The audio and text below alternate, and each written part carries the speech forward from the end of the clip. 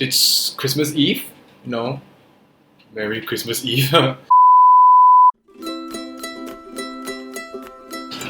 So I will be showing you how to do the classic pass now. This pass is 10 times harder than the one I'm putting on Christmas Day, but I will try and make it simple for you. Alright, so today I'm going to teach you how to do the pass. I'll show you an example of it right now, so here it is.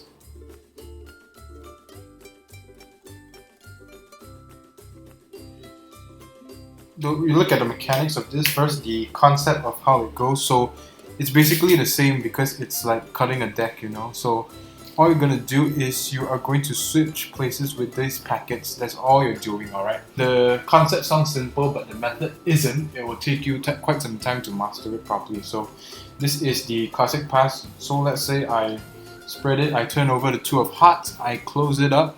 As I close it up, I have a break right here with my pinky. So my pinky will be right here. Make sure you separate the 2 of hearts from the top packet. So what you want to essentially do is you want to drag that packet to the bottom like so. So what you're going to do is your position looks like this. So it's like a mechanics grip, just that the pinky's in there. So the thumb, the first finger, second, third. And then the right hand, this is important to know, your thumb is going to come in contact with that bottom packet. The index finger, usually you can do it like this, or you could do it curled. But for me, I prefer to do it curled. Mainly it adds another level of like magicness to it. Majestic, what's it called? Magicness, magical, majesticness. Alright, so curled mainly because how it adds is that you are pulling that packet, right? And then they see these 2 of hearts appear because your index finger appears to be on the deck the whole time as you do this move.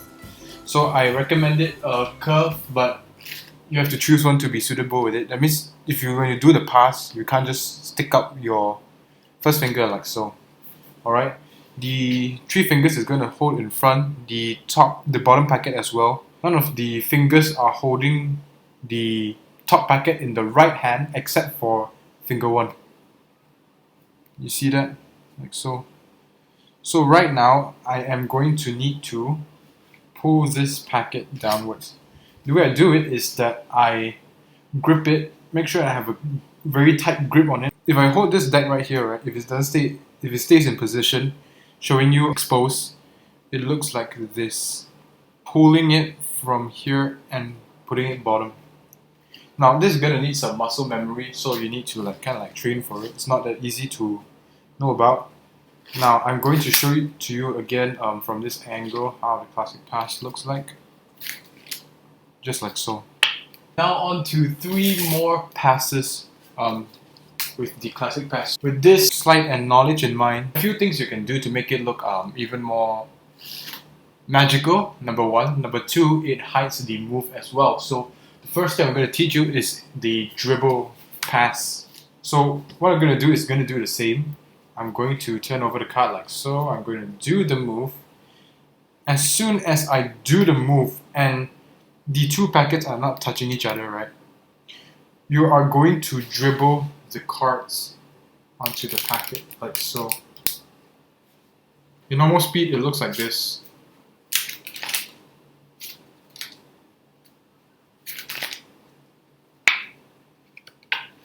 Yeah, the dribble pass definitely makes it look more invisible, mainly because you're just riffling the back. Now the next pass is same thing. It's just called a riffle pass. The same as a dribble pass, but you need to do 1 extra move. So what I mean by that is the rest of these are the same until here. Once you have that break, you are going to riffle like so. You're going to riffle the front of the deck like this. You're going to riffle it. Then you're going to do the move, and then you're going to dribble it. Oh yeah, by the way, about the dribble pass, you dribble only the packet with the card on it. That means it's the packet that's on top. You dribble that only. Don't go down and dribble the whole thing because that looks weird and you'll definitely be misorientated. So pass, you riffle it, dribble. just the top packet like so, and boom, in real time it looks like this.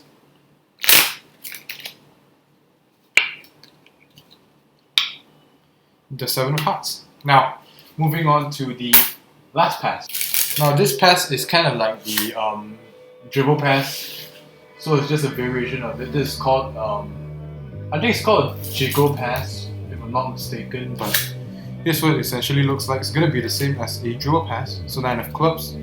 So what you do is that instead of dribbling the cards like so, you're going to move that packet around, you know, to hide the discrepancies. So that's the Jaco Pass. So on to the outro. Classic pass is something very hard to, you know, master. It's a concept that needs muscle memory to take place, number one. Number two, you can't just go around performing this if you're unready, because you know you clunk up the cards and so on. So that's it for classic pass. There's 3 more types of passes. Tomorrow is 10 times easier than the classic pass, but that doesn't mean that the classic pass should be underestimated. It's still one of the greatest sleights of all time. So yeah, till then, I'll see you